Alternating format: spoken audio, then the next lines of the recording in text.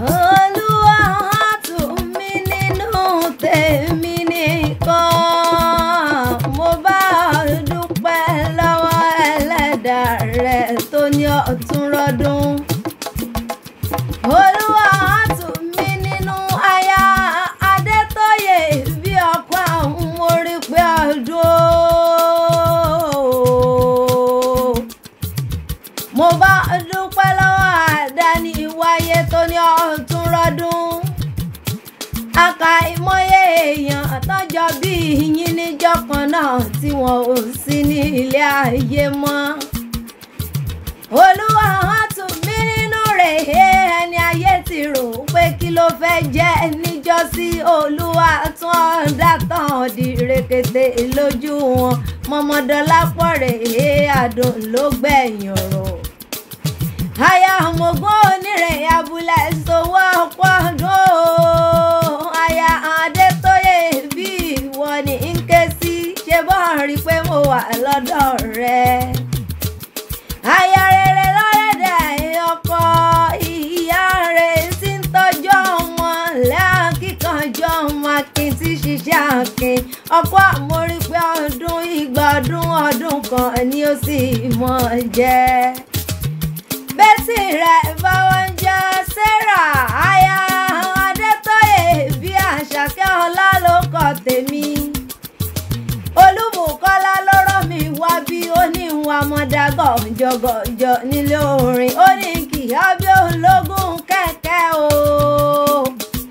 Bukola ní kì í bí ọlọ́gbọ̀n ọba àbàjá. Ó lọ nínú rẹ̀ ó sì lọ́kàn rẹ̀, ó láyà rere lọ jẹ́. Ó ní kì í ó ní bóyá orí rẹ̀ dìde lẹ́hùn máa dọ́kọ̀ níbi owó gbèsò. Ọmọ adọ́kọ̀ ló jàgbára kíyan rìn ó mọ̀ bá gbọ̀n sí ìwọ ní kí lọ́wọ́lọ́wọ́ ọ̀pọ̀ ọdún. Oluwatumininu o ọkùyè dún ọdún rẹ̀ lọ sí ìmọ̀ṣẹ́ nínú ọ̀la nínú rẹ̀ gbogbo ta ikú ti ṣe balẹ̀ ọ̀rọ̀. Ẹni bá ní ọkù ikú ní kó wọlé wọn, obì ní ó bìràn sólúwà rẹ̀ lọ́rùn. Ọmọ ọbẹ̀ níbẹ̀ ṣọ àtẹ́lẹsẹ̀ á sì mọ ìyẹ̀nàwó. Ọ̀pọ̀ ọdún ọkùyè dún eléyìí ò wá ní pímọdún fún ọ nífẹ̀ẹ́ eléyìí ìdágbére fáyé.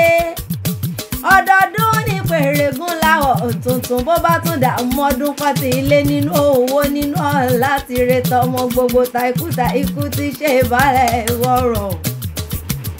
Tumininu o ó wá nílé àwọn bàbá tó bí ọlọ́wọ́n lẹ́hùn adọ́kan níbi owó gbèsò.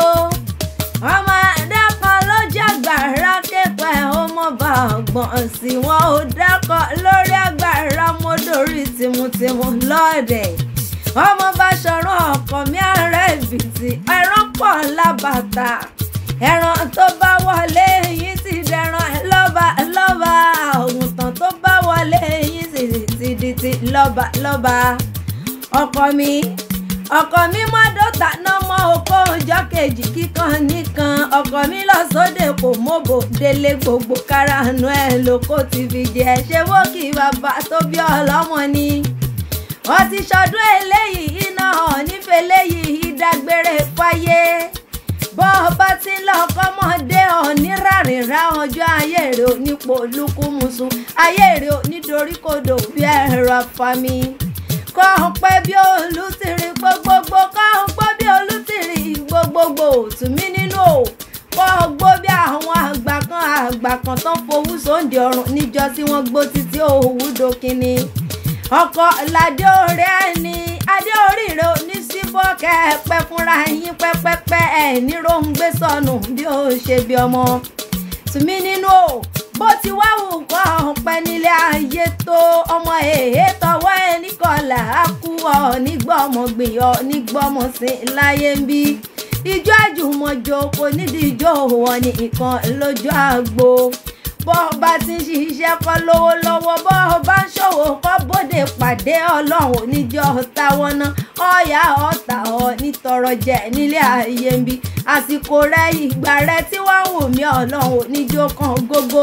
Ayé ò ní bọ́ sọnù lọ́wọ́ rẹ̀ bá báyé bá bọ́ lọ́wọ́ ẹni ọ̀dẹ̀ ńlá ájì wò dáwà lónìí Olúbùkọ́lá ló rán mi wá bí ó ní kí ọ ní gbèjègbèjọ ó ní kí ọgbọ́n tí kákọ́ ni ọ̀pọ̀ ọdún ọkùyèdún ọdún rẹ̀ lọ sí mọ̀ṣẹ́ ìbànújẹ́ oníwọlé tọ̀ ọ́ ní fòṣì ló gbà lágbára Elédùmarè ọba dání wáyé ọ̀pọ̀ ọdún.